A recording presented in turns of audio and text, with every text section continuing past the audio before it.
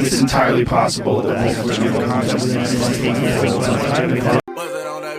I ain't even know it, take the car here to the stage, then you seen a nigga throw it, throwing that ass for days. Booty going up, down. I ain't got no problem spending all of my money.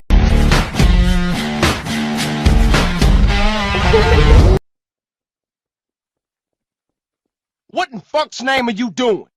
It started with the hay, lost a creaking, well it just started in the hay. With his long johns on, pop went a creeping up to the bottom to the hay.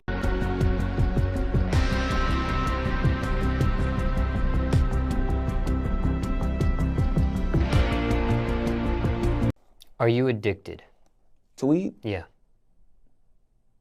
I want to say yeah, but I'm not addicted to shit. But I mean, I guess, yeah, you can say that because yeah. Well, now, really, when we go back then to falling in love and say it's crazy, falling. We don't say rising into love. The moment you enter into any kind of human undertaking and relationship, you've given yourself up. But this is the most powerful thing that can be done. Surrender. See, and love is an act of surrender to another person. I give myself to you. Oh God, what if when he sees me, I like him and he knows it? What if he opens up a door and I can't close it? What happens then? It started with the hay, lost a creaking, well it just started in the hay.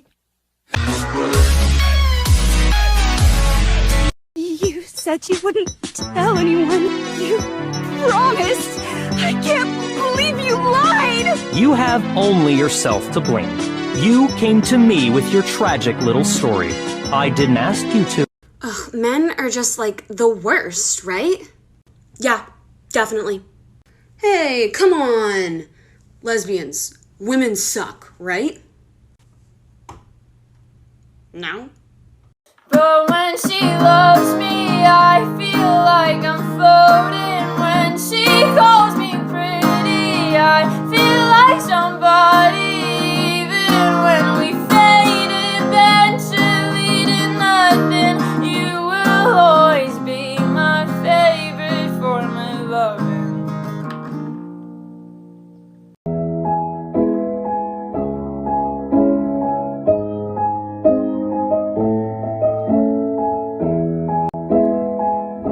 Here's a reenactment of a conversation I had with a man. That was my first mistake. With a man on Snapchat. Hey Sheridan, I see you've shaved off your eyebrows again. Yeah, I shaved them off a while ago. Why, LOL? Because I like it. And that's enough for me to shave them off again. Wow, that's just crazy, because I think I prefer women with eyebrows. Then you should go find one. Since I am a lesbian in a relationship that does not want you. Hey man, you don't have to be harsh. There's nothing harsh about me being a lesbian, Jamal. Master of Minecraft, never played Minecraft. Look how my Minecraft things be on my Halo teams. Look at my Sonic ring. Oh God, don't push me.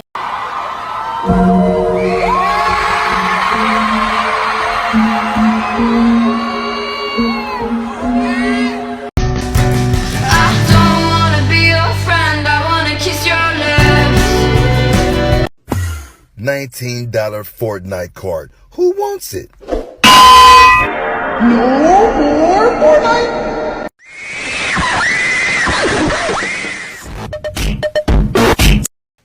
Okay, I have realized I am not sexually attracted to men at all, not one bit. I just like being around them and being really, really good friends with them because I want that swagger. I want to steal it. I would never let a man spit in my mouth. I don't know why y'all keep saying, oh, spit in my mouth, spit in my mouth. That's fucking nasty.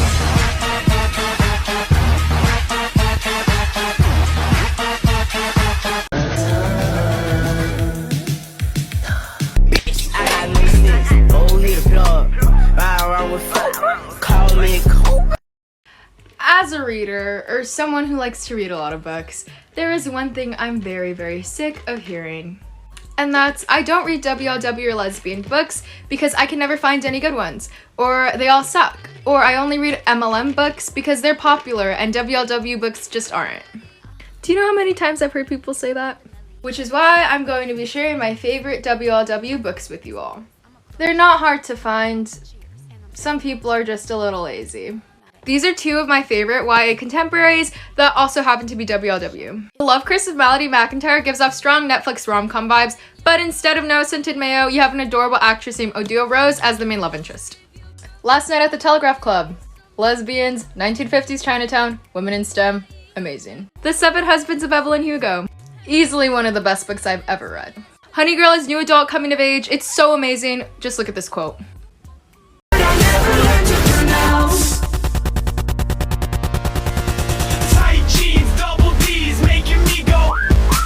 Okay, so I'm going on a date. This is my first date with not a man. So I'm so excited. I got them some flowers. I got us some kombucha. I got this one. And this one. And I got them some snacks and some vegan like protein sticks. I am 30 minutes late, but they're not here too, so guess we're good. What I'm about to see caused people to realize, oh no, I'm gay. It's a true story.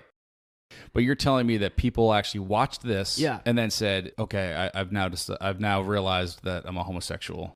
So this scene changed the course of some young, and it's usually young, like women will say it. Our friendship goes beyond your average kind of bond. Because we're gay. No, not because we're gay. Hi everyone, since we're all here today, I may as well just throw this out here. Some of you probably already know, but I'm a lesbian, so yeah. You're not from the capital city of Portugal? No, that's Lisbon. I'm a lesbian. Me think you're Pitney trying to see if she like for read book. No, that's a librarian. Yeah, I'm a lesbian. So you're trying to say you're a breed of dog? I think you're thinking of a Labrador. I'm a lesbian. You mean to say you're from the transcontinental region of the Middle East? No, that's Lebanese. I'm a lesbian. The bomber Pitney, you're trying to see a Dr. Kim and cut off a piece of your brain? That's a lobotomy. I'm a lesbian.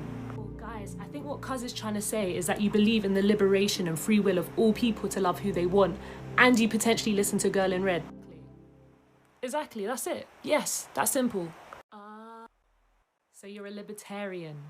I would never let anybody or anything hurt you. I've never felt that way about anyone.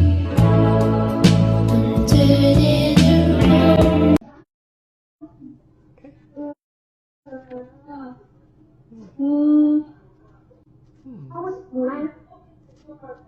하고 싶은 말? 다 모두 똑같은 사람이니까 다 모두 존중하고 이거는 어려운 말이니까 한글로 할 때니까 번역하세요. 모두 똑같은 사람이니까 존중하고 모두 이제 저희는 다 같은 이달의 세자다 이게 슬로건 멘트니까 다 존중하고 사랑해.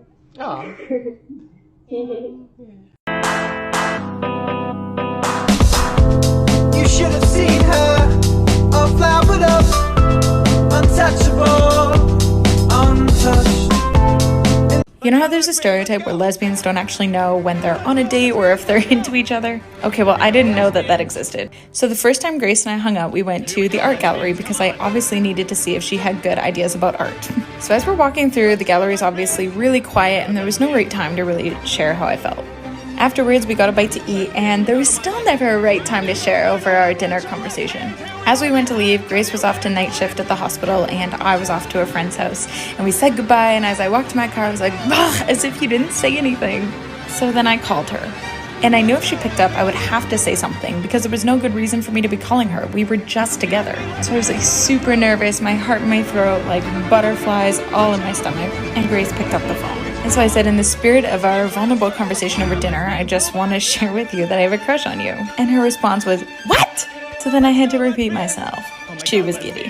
If queer romance was allowed, they would have been allowed to be together. They are clearly written as parallels to each other. Their stories can't exist without each other. Their motivations depend on each other. They're each other's purposes, and yet they weren't allowed to be together. I wonder why that was.